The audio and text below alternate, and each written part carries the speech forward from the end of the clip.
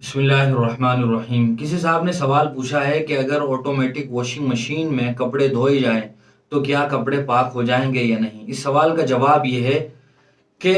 जो कपड़े पाक होते हैं यानी नापाक नहीं होते, तो उन कपड़ों को तो आदमी एक मर्तबा धोए या दो मर्तबा धोए, तीन मर्तबा धोना और हर मर्तबा निचोड़ना उनको तो जरूरी नहीं होता है, चूंकि वो कपड़े पाक हैं।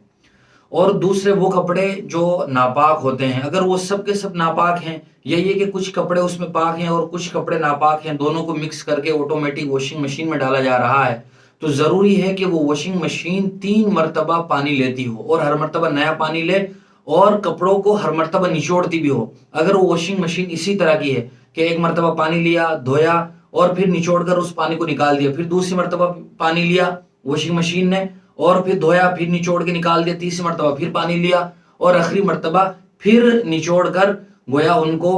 साफ कर दिया, तो ये कपड़े पाक कहलाएंगे, क्योंकि तीन मर्तबा धुल गए हैं और हर मर्तबा निचोड़े भी गए हैं। लिहाजा इस तरह अगर वॉशिंग मशीन में कपड़े धुलते हैं, कपड़े बिल्कुल पाक कहलाएंगे। अब किसी शक व शुबे की जरूरत नहीं है।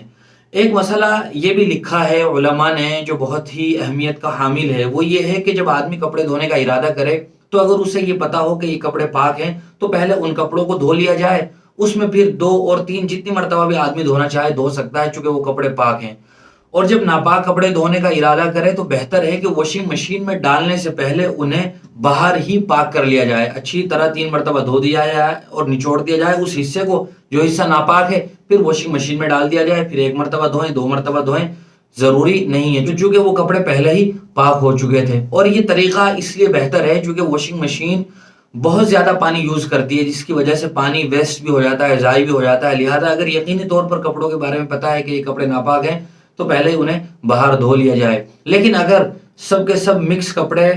पाक और नापाक वॉशिंग मशीन में भी डाल दिए जाते हैं तो उसका तरीका वही है जो जिक्र किया गया कि तीन मर्तबा धोया जाएगा और हर मर्तबा निचोड़ा जाएगा।